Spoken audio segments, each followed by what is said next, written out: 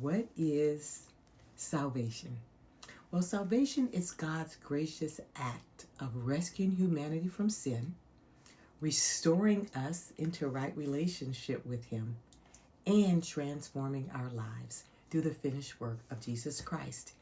You see, it's not just a concept, it's a reality to experience. So wherever you are on your spiritual journey, salvation addresses our deepest longing, and that is reconciliation to the one who created us.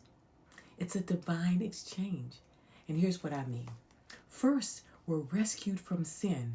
And the Bible teaches us that humanity's core problem is not a lack of information, but separation caused by sin. Yeah, sin separates us from a holy God, and we could not bridge that gap on our own.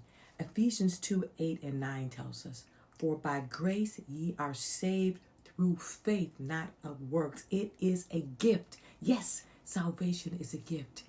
It cannot be received or achieved through morality or discipline or even religious performance. We don't earn salvation, we receive salvation. Secondly, we gain restoration to God. Salvation is relational before it is behavioral, and it restores fellowship with the Father through Jesus Christ.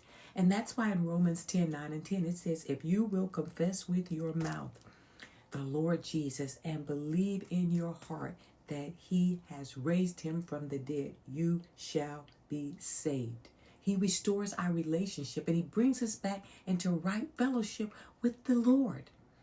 We're rescued from sin. Yes, we're restored to God through salvation. And guess what else? We have regeneration of life, and regeneration means transformation. In other words, salvation is not only about where we're going to spend eternity, but it changes how we live now. We're not just forgiven, we're made new. And so the question is, have you received what Christ already finished? I got good news. If you haven't, it's not too late.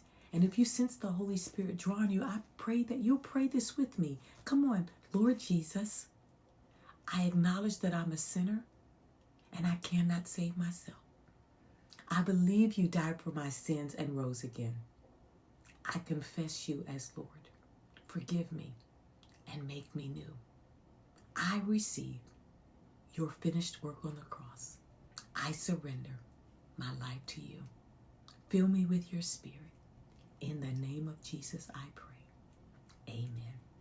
Well, if you prayed that prayer sincerely, you are forgiven and you're reconciled back to God, and you have begun a new life in Christ. But now you got to grow.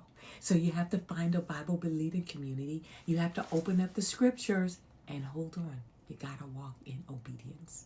Well, until next time, let's continue to build on what cannot be shaken.